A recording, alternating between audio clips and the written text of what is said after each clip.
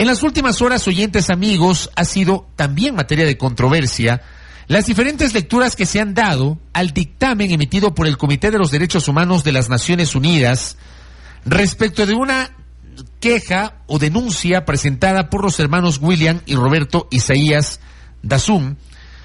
Este documento que ayer pues en nuestra cuenta personal de Twitter lo colgamos, ha meritado, insisto, diversas lecturas. El Estado ecuatoriano, a través del gobierno, insiste en que el dictamen le es favorable y que ha avalado la vía penal utilizada para el juzgamiento de los ex administradores del Filambanco. Pero los abogados de los hermanos Isaías sostienen que el dictamen les da la razón en la vía civil, argumentando que se quedaron en indefensión en función del mandato número 13 que fue emitido por la Asamblea Constituyente de Montecristi el 9 de julio del 2008, que prohibió a la Administración de Justicia el tramitar recursos que pudieron haber sido presentados por los abogados de los hermanos Isaías luego de la incautación de sus bienes. Hemos invitado para que nos haga una explicación sobre este tema el jurista y constitucionalista Rafael Ollarte, que ya está aquí con nosotros. Mi doctor, bienvenido, buenos días. Buenos días. ¿Quién tiene la razón? A ver. Efectivamente, la cuestión que trató el Comité de Derechos Humanos de Naciones Unidas tenía esos dos aspectos que son distintos. Uno, el proceso penal como tal, y otro, el tema de la incautación. Respecto de las alegaciones que formularon los hermanos Isaías Dazum sobre el proceso penal, su prisión preventiva, si es que existía o no el delito de peculado bancario cuando ocurrieron los hechos, si es que cabía o no el juzgamiento en ausencia, toda vez que ellos decían que los hechos que motivaron el inicio del proceso penal eran anteriores a la Constitución del 98 que estableció en esos casos juzgamiento en ausencia, y en ese caso solo para funcionarios públicos. Si es que el tema de los conjueces violó o no el derecho al juez natural, este continuo cambio de jueces con jueces, destitución de conjueces, los señalamientos que hizo penosamente el presidente de la República y otras autoridades públicas respecto al proceso penal. Todas esas cuestiones, el Comité de Derechos Humanos las desecha. Las desecha en algunos casos porque estima que no hay una violación al pacto, y en otros casos las desecha porque dice no tener los elementos de juicio suficientes como para determinar que efectivamente se violó el pacto. Es decir, lo que está aplicando ahí es una especie de inocencia en favor del Estado. Es decir, como aquí no está suficientemente sustentada la alegación de violación de los derechos fundamentales reconocidos en el Pacto Internacional de Derechos Civiles y Políticos, yo la desecho porque, claro, no puedo condenar si es que no tengo certeza de que efectivamente se han violado los derechos. Claro, déjeme solamente dar lectura a dos partes a propósito de lo que dice Rafael Ollarte. En una parte de la resolución dice: el comité observa que la Corte Nacional de Justicia fue designada como competente en razón del foro que gozaban algunos de los coprocesados y en base a normas procesales internas cuya interpretación no corresponde al comité cuestionar. Es decir, ese dictamen avala la vía de la Corte Nacional de Justicia y la competencia de la Corte Nacional de Justicia, pero, por ejemplo, no se pronuncia respecto a el rol de la Sala Penal cuando emite el auto de llamamiento a juicio. Es decir, es cierto, cuando uno revisa la resolución, digamos, la parte resolutiva del dictamen, uno encuentra esas particularidades en los temas penales. O no se pronuncia o avala la vía utilizada por la Administración de Justicia para procesar a los hermanos Isaías. Entonces, en ese sentido, bien o mal, ahí no hay discusión. Claro, y eso sería un éxito para el Estado ecuatoriano porque no le han puesto en duda incluso temas que resultan llamativos. Por ejemplo, el comité sí se refiere a las expresiones del presidente de la República y otras autoridades legislativas, pero las tratan de justificar. Bueno, entienda usted que también es el Comité de Derechos Humanos de Naciones Unidas y claro, en el mundo hay países que en esta materia les va peor que nosotros, entonces parece que no se ha querido meter en esta cuestión que no es realmente regular en un Estado de Derecho de que las cuestiones judiciales sean debatidas por el Legislativo o por el Ejecutivo, o que el Presidente de la República haga ciertos señalamientos. En otros países esto se cuida mucho, por lo menos la forma se cuida. Pero acá se ha señalado en el dictamen que, independientemente de las expresiones que sí formuló el Presidente de la República u otros actores de la política respecto de este caso en particular de Filambanco, dice en la parte resolutiva, no implica que la manera como se llevó el proceso penal contra los autores, el resultado final haya obedecido o haya sido consecuencia de esas manifestaciones públicas de representantes del Ejecutivo y del Legislativo. En otras palabras, el comité considera que el juicio y su resultado no obedeció o no obedecieron a presiones políticas. Sí, y yo le voy a decir una cosa, a mí ya lo que haga el gobierno actual me tiene sin cuidado porque ya es un gobierno de salida. ¿Qué va a ser el siguiente? Entonces, que el siguiente gobierno con esta cuestión va a decir, tengo vía libre, yo también para hablar de todo lo que se me ocurra, incluso de procesos judiciales y cosas que no me atingen, porque yo soy un poder separado, pero puedo hacerlo si el Comité de Derechos Humanos de Naciones Unidas ha dicho esta gracia, ¿no? Por eso mi confianza en estas instituciones siempre ha sido, por no decir nulo, por lo menos escaso, pero bueno. Luego viene el otro tema. A ver, entonces, la parte penal... La parte penal la han dejado incólume. Ok, esa es la una parte. ¿Cuál es el problema? La otra parte es la incautación. Porque cuando usted observa, ahora estamos frente a una edición avanzada sin editar, y usted ve que hay unas cosas como que usted se queda dudando, ¿no? Porque los autores de la comunicación, es decir, los hermanos Isaías, al Comité de Derechos Humanos de Naciones Unidas, indican, acá hay dos cosas. Uno, en el proceso de incautación no se respetó el debido proceso administrativo, es decir, no tuve la oportunidad de contradecir en sede administrativa la decisión de incautar. De hecho, salvo que tengamos los ecuatorianos muy mala memoria, ya, recordemos que el señor Carlos Bravo y sus agentes de la AGD con la fuerza pública acudieron a incautar los canales. La madrugada del 8 de julio del 2008. Exactamente. En horas que son... Yo estaba en TC Televisión a las 2 de la mañana de ese martes 8 de julio del 2008. Vean, no son horas tan felices para hacer estas cosas, ¿no? Porque cuando usted hace las cosas bien, las hace a la luz del día, ¿ya? A la vista de toda la ciudadanía. No tiene por qué hacer estas cosas, ¿ya? En la oscuridad y cuando el ciudadano duerme, ¿no? Pero bueno, ¿ya? ¿Hubo o no? Que era la cosa que uno se debe preguntar. ¿Hubo o no el procedimiento administrativo previo para la toma de la decisión de incautar? Y si es que no lo hubo, ¿era necesario que lo hubiera? Y la segunda parte es, contra esa decisión administrativa de incautación, ¿qué pasó con la posibilidad de impugnar judicialmente esa decisión? Y ahí es donde salta el mandato 13. Mandato 13. Pero claro, son dos cosas distintas. Ahora, eso es lo que dicen los hermanos Isaías. ¿Qué dice el Estado ecuatoriano? El Estado ecuatoriano, bueno, yo entiendo que esto debe ser como es una edición avanzada sin editar, no le da a uno mayores señas, pero claro, de lo que uno alcanza a leer aquí, la defensa estatal es poco y menos que desastrosa. Es decir, para la incautación se siguió el instructivo, así es que aquí no hubo ninguna violación. No, es que no es así, pues. O sea, dígame si es que era o no necesario el procedimiento administrativo previo para incautar.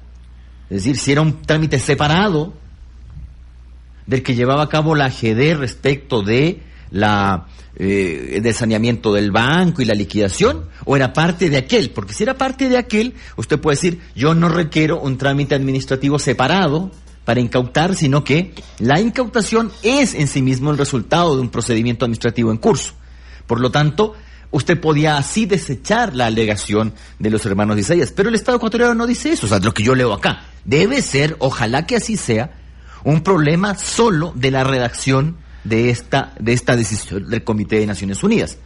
Y luego, respecto al mandato 13, el Estado ecuatoriano tiene esa de lanzarse de que la Asamblea Constituyente es un órgano supraestatal. Ahora, ojalá que sea un problema de traducción, porque de lo contrario tenemos un grave problema de conocimiento de lo que es una Asamblea Constituyente supraestatal.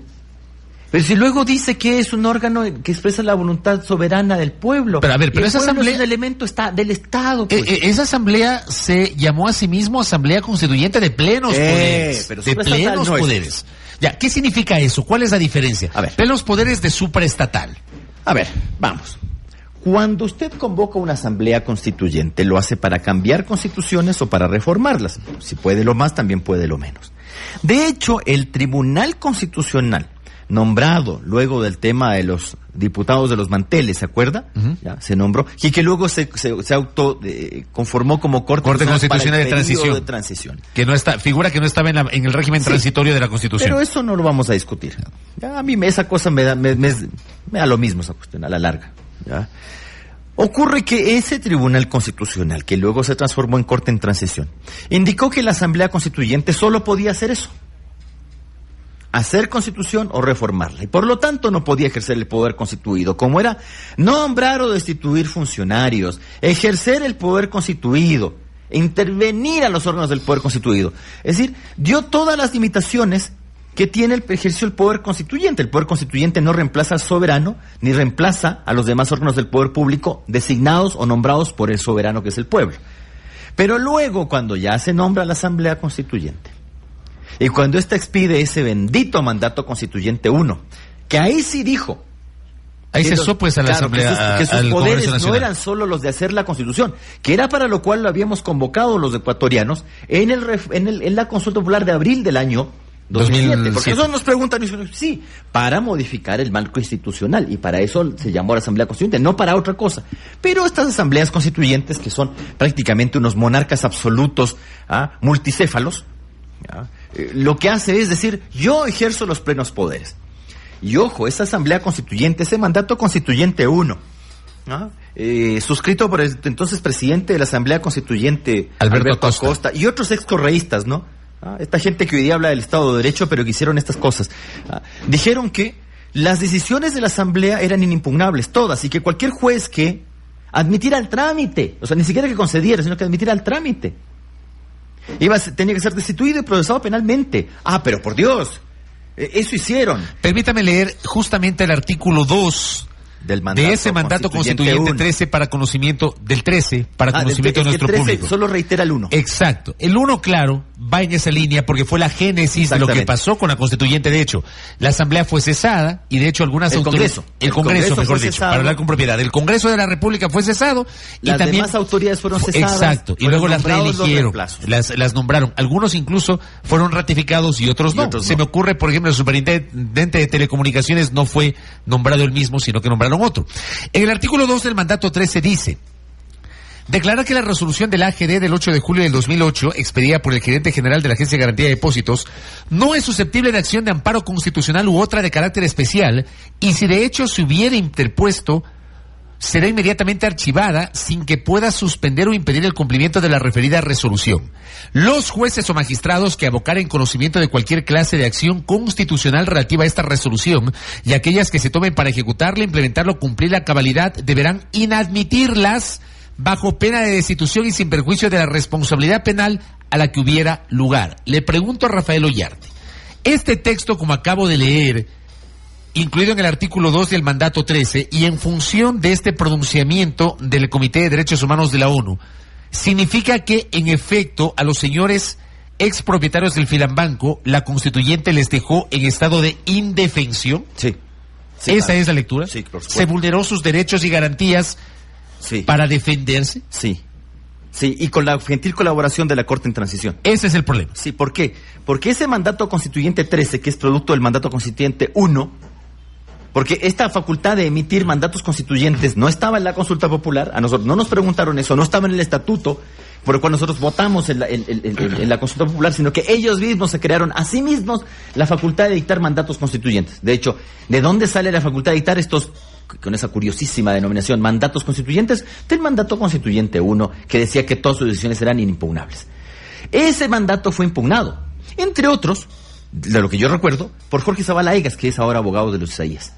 O sea, el señor por lo menos nos está contradiciendo. Es decir, por lo menos hay una coherencia entonces ahí, sí, del doctor Zavala Egas. Por supuesto, señor, y otros abogados guayaquileños impugnaron ese mandato constituyente 1, indicándole al mismo Tribunal Constitucional que había dicho que la Asamblea Constituyente no se podía extralimitar, la resolución 007-2007 TC, luego ese mismo tribunal dijo, no, es que sí se puede, pero no mucho, es decir, el mismo órgano que dijo que la Asamblea Constituyente no podía hacer esto, luego dijo, bueno, sí puede un poquito, o no puede, pero no mucho. O sea, se pasó por encima lo que ellos mismos habían resuelto, con unos argumentos penosísimos, como se acostumbra, ¿no? Entonces, gracias a eso, la Asamblea Constituyente comenzó a hacer muchas cosas. O sea, esta cuestión, perdóneme, los Isaías pueden ser lo que quiera usted, pero violar los derechos fundamentales de la gente, de este modo además grosero y grotesco, porque que usted le digan, vea, yo tomo una decisión administrativa. Esa decisión administrativa, la incautación, ¿se presume legítima? Por supuesto, se presume legítima, lo cual no quiere decir que sea inimpugnable. Usted va y la impugna, y demuestra que es ilegítima, y los jueces tomarán la decisión. ¿Cuál era el temor? ¿Cuál era el temor de que este tema se judicialice? Es que no vaya a ser que un juececillo yo escuché a alguien decir eso, y además con esa expresión, vaya a conceder un amparo. Si los amparos luego eran sometidos a decisión del propio Tribunal Constitucional. ¿Cuál? El que había dicho que los mandatos Clinton eran megapoderosos y toda la cuestión. O sea, qué pésimo argumento. Qué pésimo argumento. Igual le iba a llegar al Tribunal Constitucional de su propiedad, pues, esta cuestión. Ni siquiera guardaron las formas estas gentes. O sea, a ese grado del ridículo llegamos. Porque usted no puede decir que en este caso, no vaya a ser que esta cosa llegue a uno de los jueces que eran de propiedad de los Isaías. Yo le escuché en una entrevista en Teleamazonas al señor Carlos Bravo decir eso.